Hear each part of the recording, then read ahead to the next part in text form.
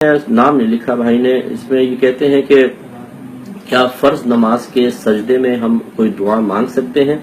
یا سنت یا نفل پڑھ رہے ہوں اس میں ہم مانگ سکتے ہیں، کیا حکم شرع ہوگا؟ دیکھیں، سنت یا نفل پڑھیں تو اس کے سجدوں میں آپ طویل دعا مانگ سکتے ہیں، اور وہ بھی اردو میں نہ مانگے، آپ عربک کی جو منقول مأثور دعائیں ہیں وہی پڑھیں گے، اردو میں نہیں مانگنا شروع کر دیں گے۔ اور فرائض کے اندر حتی الامکان کوشش کریں کہ جتنی تسبیحات وغیرہ ہیں انہی پر اکتفا کیا جائے۔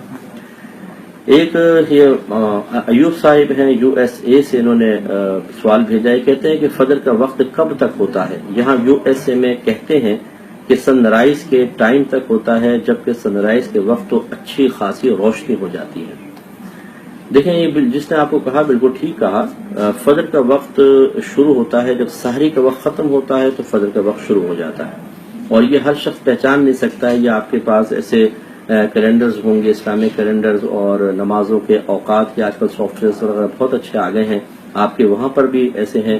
تو ان میں آپ دیکھیں کہ کب فجر شروع ہو رہی ہے، اور آخری وقت جو ہوتا ہے فجر کا وہ سورج کی پہلی کرن جب نکلتی ہے تو فوراً فجر کا وقت ختم ہو جاتا ہے، اور یقیناً اس وقت بہت زیادہ روشنی پھیل جاتی ہے۔ سورج نکلا نہیں ہوتا، یعنی سورج طلوع نہیں ہوتا ہے، کہیں نہ کہیں تو موجود ہوتا ہے، تبھی اس کی روشنی ہم تک پہنچ رہی ہوتی ہے، لیکن اصل میں اس کے طلوع کا اعتبار ہے۔ جب وہ نکلتا ہے اس کی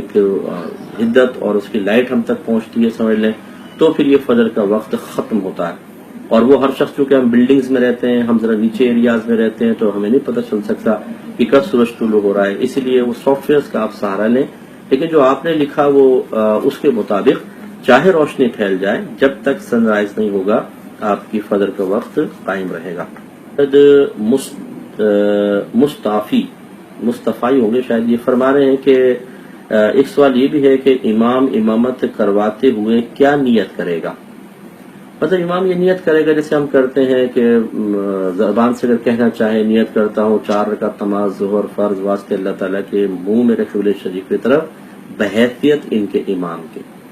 یا ان کے امام ہونے کی حیثیت سے میں نماز ادا کرتا ہوں، پھر وہ تکبیر کر لیں۔ اور کہتے ہیں کہ کیا امامت کے لیے داڑھی شرط ہے؟ اگر امام صاحب جماعت کے وقت مسجد میں موجود نہیں اور وہاں کچھ مقتدی موجود ہیں جن میں سے کسی کی بھی داڑھی نہیں، تو امامت کون کروا سکتا ہے؟ دیکھیں، داڑھی شرط تو نہیں ہے، لیکن یہ مطلب داڑھی تو ویسی واجب ہے، اور چونکہ امام کو ہم مصلی پہ کھڑا کرتے ہیں، اسے اپنا سمجھ لیجئے ایک اللہ تعالی کی بارگاہ میں پیغام دینے کے سلسلے میں اپنا قائد بناتے ہیں، کہ اب ہم خاموش ہو جاتے ہیں، وہ گویا کہ اللہ تعالیٰ کی بارگاہ میں سب کچھ پڑھ رہا ہے، جیسے قرات وغیرہ کر رہا ہے، تو یہ ایک مقام تعظیم ہے۔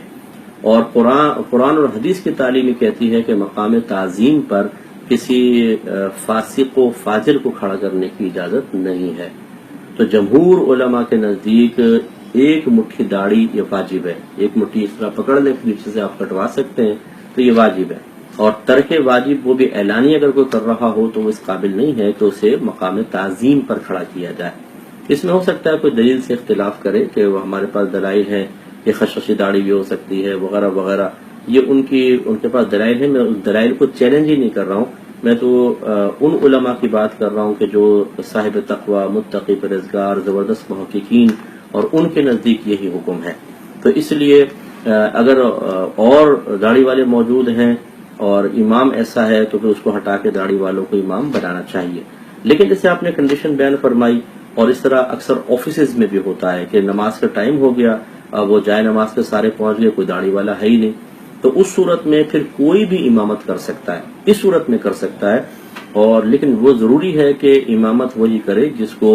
طہارت کے تمام مسائل آتے ہوں، یعنی کپڑے پاک کرنا، نجاستوں کی پہچان اس کو پتا ہو، پانی کس پانی سے وضو ہو سکتا ہے، کس سے نہیں ہو سکتا، کپڑے پاک کرنے کا طریقہ کیا ہے،